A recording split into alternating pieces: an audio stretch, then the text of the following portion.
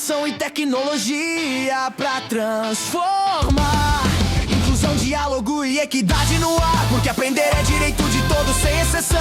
Conhecimento que conecta. Sabe uma coisa que a gente raramente para pra pensar? Como é que o nosso cérebro aprende de verdade? Por muito tempo, a educação foi baseada mais na tradição do que na ciência.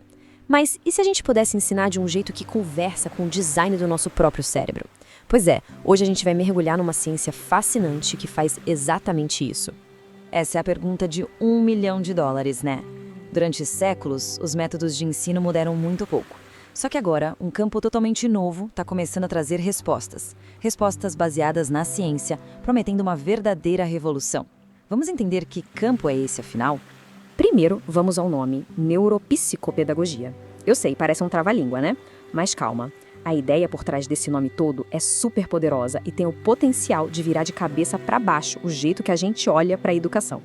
Imagina só, é como se fosse uma ponte. De um lado está toda a ciência do cérebro e do outro a sala de aula, o dia a dia do aprendizado. O que a neuropsicopedagogia faz? Ela conecta esses dois mundos. O objetivo aqui não é só ensinar por ensinar, é ensinar de um jeito que seja compatível com a nossa biologia, sabe? Ok, mas como é que se constrói essa ponte? Bom, a neuropsicopedagogia não apareceu do nada, não. Ela se apoia em 3 gigantes do conhecimento, 3 áreas científicas já super bem estabelecidas. Dá para pensar nesses pilares como se fossem as pernas de um tripé, sabe? Cada perna ali é fundamental, essencial mesmo para dar todo o suporte. Juntas, elas criam uma base super sólida e equilibrada para essa nova abordagem. E é aqui que a mágica acontece, bem na integração. A neuropsicopedagogia nasce exatamente onde esses 3 mundos se encontram: a neurociência, a psicologia e a pedagogia. É o ponto de encontro perfeito entre a ciência do cérebro, o estudo da mente e as práticas de ensino, criando uma visão 360 graus de quem está aprendendo. E essa tabela deixa tudo bem claro. A neurociência cognitiva nos diz como o cérebro funciona, sabe? Atenção, memória, emoção. Aí vem a psicologia da aprendizagem e explica o porquê da gente aprender de um jeito ou de outro. E para fechar, a pedagogia entra com o que fazer na prática. Juntando tudo, a gente tem uma abordagem que não é só poderosa, mas tem base científica de verdade. Beleza, a teoria a gente já pegou, né? Mas e na prática? Como isso tudo funciona dentro da escola? Vamos dar uma olhada em como esse campo está de fato transformando a sala de aula. A palavra-chave aqui, o conceito fundamental, é neuroplasticidade. Basicamente, é a descoberta incrível de que o nosso cérebro não é uma coisa fixa, estática. Pelo contrário, ele se molda, ele muda fisicamente a cada nova experiência que a gente tem. E isso é sensacional, porque significa que a gente pode literalmente ajudar a remodelar o cérebro para otimizar o aprendizado. E na prática, como é o trabalho de um neuropsicopedagogo? Geralmente segue 3 passos. Primeiro, a avaliação. Um mergulho profundo para entender os pontos fortes e as dificuldades de cada um. Depois, a intervenção. Criar estratégias personalizadas, feitas sob medida.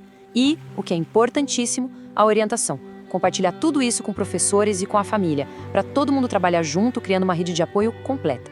No fim das contas, o grande objetivo é esse aqui. É diminuir aquela distância enorme que às vezes existe entre a pesquisa de laboratório e o que acontece de verdade na escola. E o resultado? Ambientes de aprendizagem muito mais eficazes e, o mais importante, muito mais inclusivos. Para todo mundo mesmo. Ok, vamos deixar as coisas ainda mais concretas agora. Como é que toda essa teoria se aplica para lidar com os desafios reais de aprendizagem que a gente vê por aí?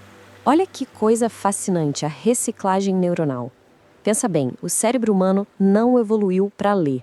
A leitura é uma invenção cultural recente. Então, o que ele faz? Ele é esperto.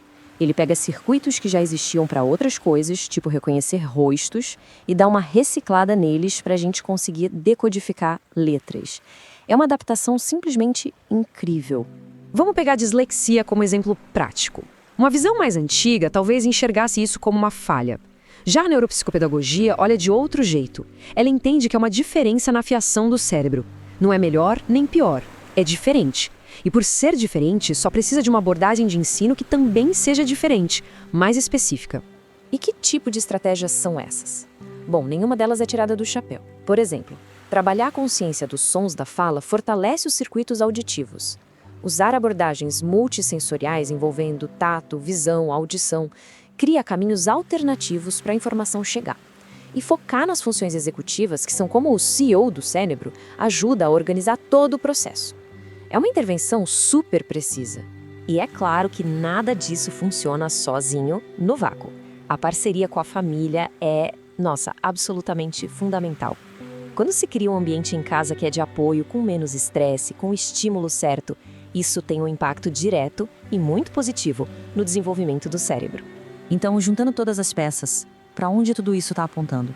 Qual é a grande missão desse campo quando a gente pensa no futuro da educação?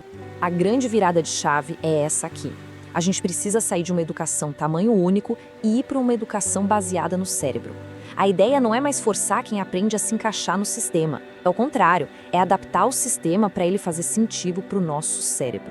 E para fechar, fica aqui uma provocação para a gente pensar. Se a gente já tem tantas pistas, quase um mapa de como o cérebro aprende, como é que a gente pode usar todo esse conhecimento para redesenhar do zero a experiência de aprender para as futuras gerações? A resposta para essa pergunta, olha, ela pode mudar absolutamente tudo.